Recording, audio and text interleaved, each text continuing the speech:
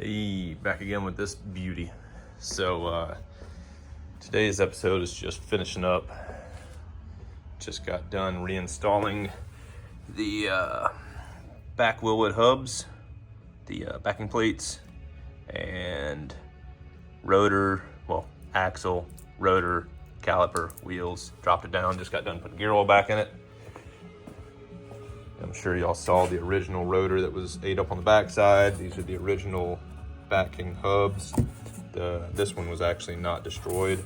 The one underneath it, however, was jacked up. All of these internals came apart while the car was running or moving, and it just ground up everything. But anyways, we got it all back together again. Got the original rotor on this side. The other side's got the black coating on it still. As soon as it hits the brakes, it'll wash that away. But just wanted to show it off before it leaves the shop. The only things I did to it was, like I said, replace those backing plates. Had to pull the wheels, pull the axles, rotors, calipers, then unbolt the backing plates, because on the back of the rear axle housing, it's the axle flange, then the backing plate goes over it, and it's got 4 bolt holes.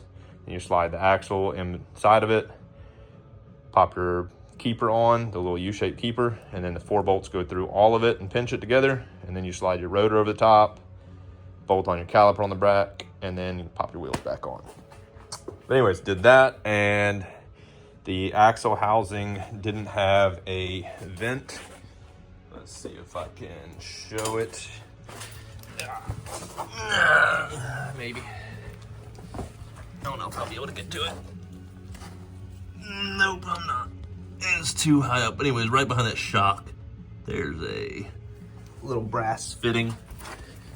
I probably can't see through this either with the wheel back on. Anyways, there is a little brass fitting that's now on there, and before it was just an open threaded hole where they forgot to put the vent tube on.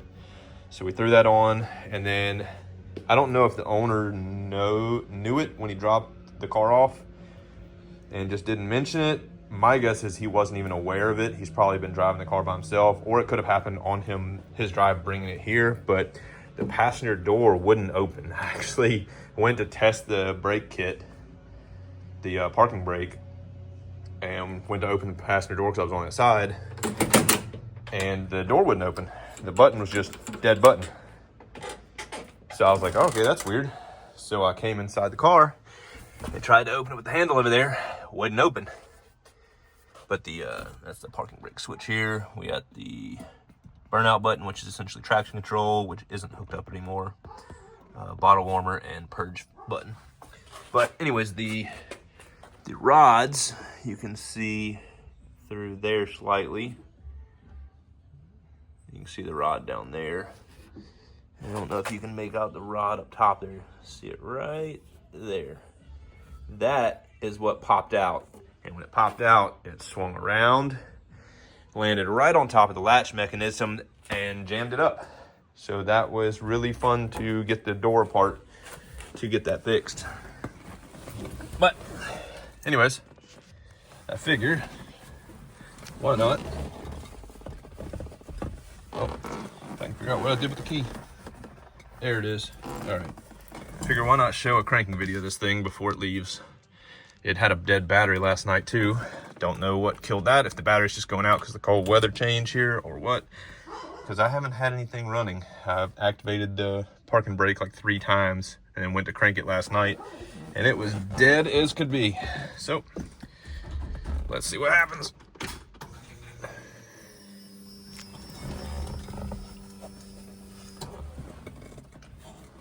All right, and neutral.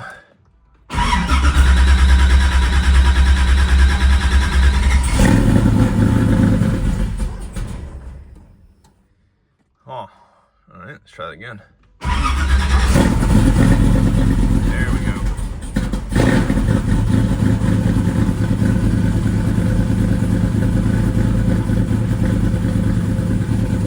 Rowdy little thing.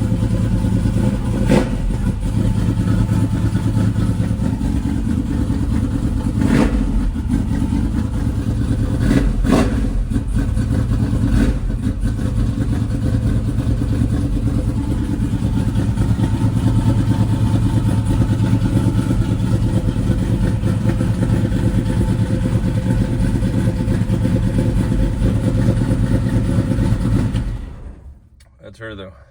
I don't want to run it too long because Rather not fume up my shop, and I don't want this thing getting all the way warm. and that sounds like my second job pulling up. Just finished this thing up, and I've got a 68 coupe with a blown 363 that just rolled up that I'll be tuning on now. But anyways, I might get with him about adjusting this tune or see if he wants to take it back to the tuner that actually did it, because I don't like how slow this thing is to fire up.